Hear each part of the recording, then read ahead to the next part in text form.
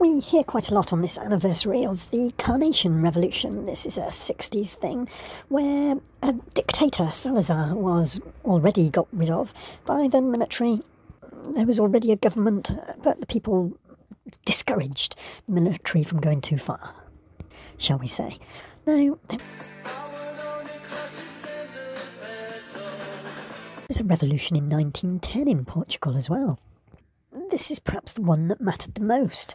It got rid of monarchy and gave us a republic. Since 1139, the year 1139, until 1910, Portugal had had 4 different families of monarchs. There was the House of Burgundy, and then the House of Aviz. There was the House of Habsburgs, that was perhaps the golden era, and the House of Braganza. Braganza is a sort of puppet monarchy of Britain, the naval sea power then. Braganza, the furthest end of the Douro Valley, where all the port and grapes and wine is grown, which for many centuries was the gold currency. Now, there's no one alive since 1910, not even their children, but after dying in exile, there is someone that still wants to be King of Portugal. Don't they know that all they have to do is engage and invest in Cambridge Analytica? That's a bleak comedy, bleak humour, Brexit joke. But some people just don't get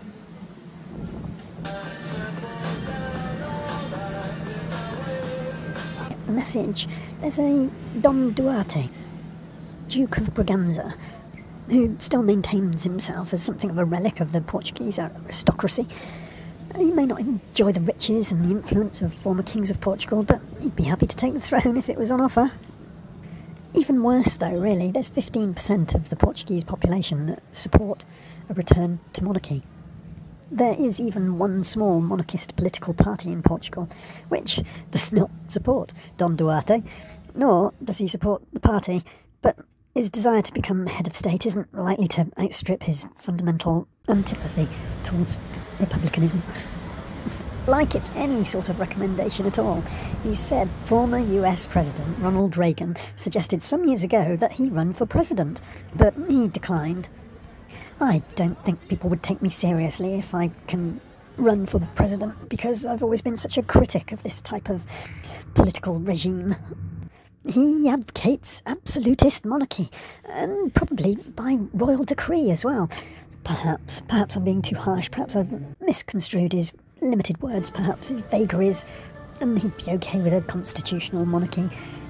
He'd like to see a referendum on whether the constitution can be changed to bring back the monarchy and to allow him to regain the family throne, and his offspring, presumably. If it ever became possible, it would not be a choice, but my obligation to do it, he'd said when he was a 62-year-old Air Force pilot, glancing round at the portraits of his ancestors which cover the walls of his small office in Lisbon. Kings are always better heads of state than presidents. We rule for life and don't represent particular interest groups. Don't represent particular interest groups? If that doesn't say absolutist monarchy, I don't know what does. Thankfully, Portugal's constitution forbids changes to its republican way of government, and according to the latest available poll, 15.6% of Portugal population would be willing to change their form of government to a monarchy. Doesn't look likely in the near future, but Dom Duarte remains adamant that he could do a better job than a president, if only he was given the chance. Our influence, as kings, is evident. People normally don't know who the President of Italy is, but everyone knows the name of Princess of Monaco and Liechtenstein, 2 of Europe's smallest nations. So this would-be king wants to be famous, and he doesn't mind taking a long time over becoming really famous. He's not interested in being an autocrat that does the job and doesn't receive the praise. Delusional Dom Duarte lives in a mansion surrounded by castles of former Portuguese kings in the hills of Sintra, near Lisbon. This would-be duke is the head of the royal house of Braganza, which ruled Portugal from 1640 after the Habsburgs until 1910. Just over and over, republics just don't chop off enough heads. They were nice and they just sent the king into exile, and what happens? He breeds. The delusional Duke is the closest male relative to Don Manuel II, the last King of Portugal, but his family lineage can be traced back to the illegitimate son of King Don Juan I, a direct descendant of the first King of Portugal, and to a King of France, where there are a lot of delusional dukes, as well as people that have come to terms with their status. Don Manuel II was forced to flee the country after the Republican Revolution of 1910, and later lost most of their land and belongings under Antonio Salazar's dictatorship years. In 1950, the Braganzas were finally allowed to return to Portugal, but without the right to lay claim to any of their lost lands or properties. Emptily, today, Duarte is officially recognised by the government as the representative of the Portuguese monarchy, but has little political influence in the small Iberian country. He's perhaps too easy to mock. Abroad, Duarte is often given the royal treatment and is admired for a campaign that helped pave the way for the independence of East Timor, a former Portuguese colony that was occupied by Indonesia in 1975. Duke Dom Duarte leads a comfortable life, but must watch his spending, a far cry from the lavish days of monarchy, he pleads. I travel economy when I fly, but I take first class on the train because I like to travel peacefully and do some work. He is entirely free to criticise the Republican style of government that he says holds Portugal back from its potential as other EU countries, many of them with royal heads of state, surge ahead. Don't know where he gets his information from. I don't suppose Portugal's population's literacy rate is going to get any better under a constitutional or absolutist monarchy. We tend to think these days that lack of education opportunities holds a country back. But Britain and France have been actively holding Portugal back for centuries, a little bit like what happens in Haiti. The original colonial competition, they've now really made a colony of Portugal itself, with many prominent French businesses and industries. Today we are part of a moving train that travels forward, while we slip towards the last carriages. He might be talking about that progress that ruins the environment. Praça do Comércio, the central axis through Lisbon, is the location of the assassination of the king and his heir, as an outcome of the Portuguese Revolution of the 5th of October 1910. Implantacio da República is celebrated every year as a public holiday ending the monarchy and then starting the new republic. How did this end of monarchy come about? Well, it was dwindling, but it's all to do with Brazil, really. Monarchy wasn't seen as a symbol of hope. Brazil long had been, and they gained independence, and the payments that came from Brazil to Portugal reduced by 80%. There had long been this constitutional monarchy with a government, and the Republican Party was gaining popularity. The government was secular, not closely linked to religion, formally. They legalised divorce, labour rights came into being. The green and red flag that we know. Red, the blood of the nation, and hope for the future, the green. There's 5 Moorish kings, defeated by King Alfonso I, represented in that heraldic shield.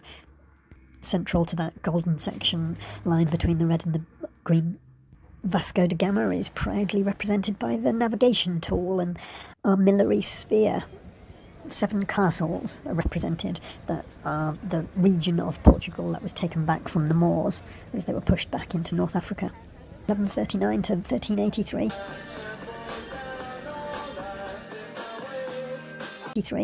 Afoncine dynasty. This was the House of Burgundy.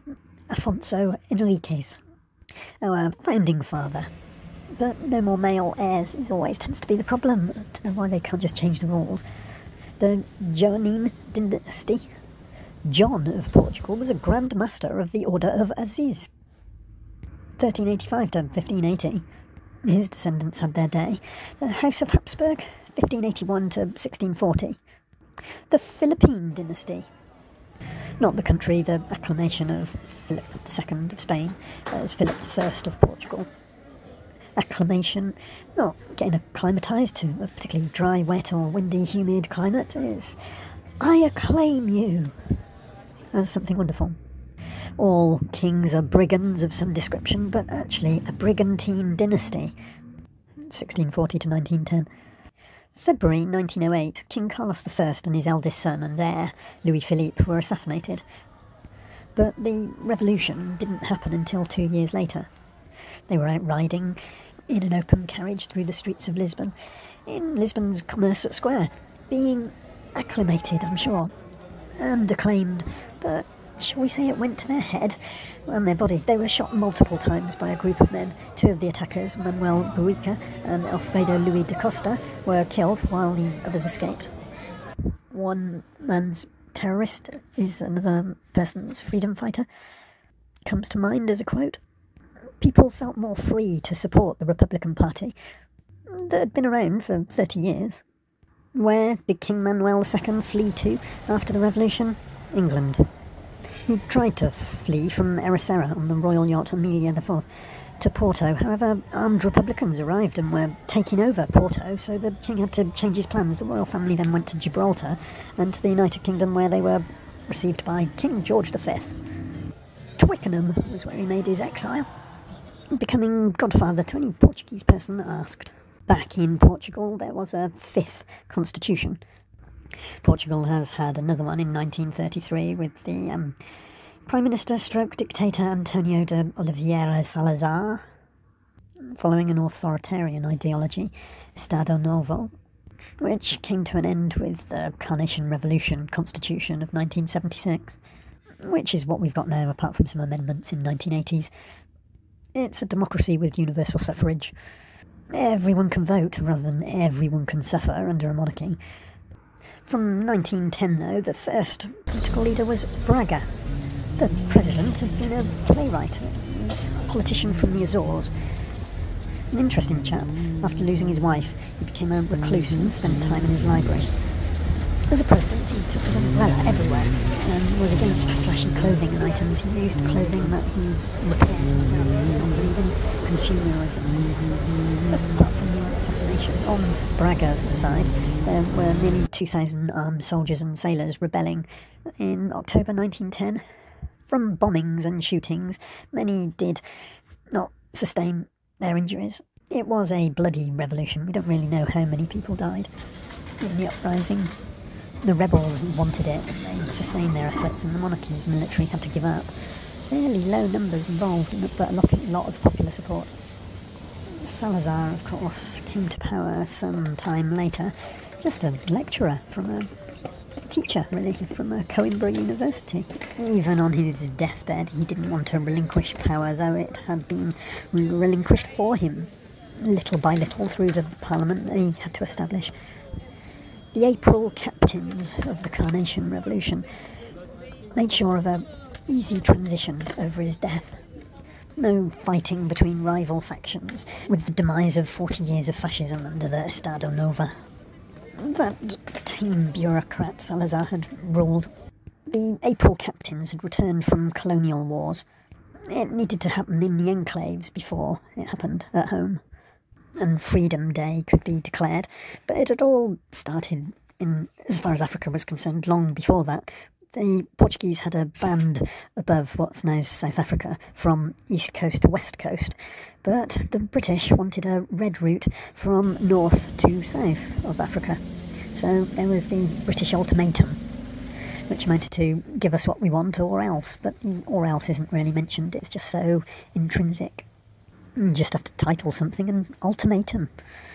As you walk up through the access from what used to be the location of these royal palaces, this main square that burned down in 1755 and has been rebuilt in 3 different styles, much further up into the depths of the city, past all the hawkers for tourist money, you find some curious plaques that are both a reminder of what Jewish people have done for the city and what African people have done for the city. Something of a conflict there.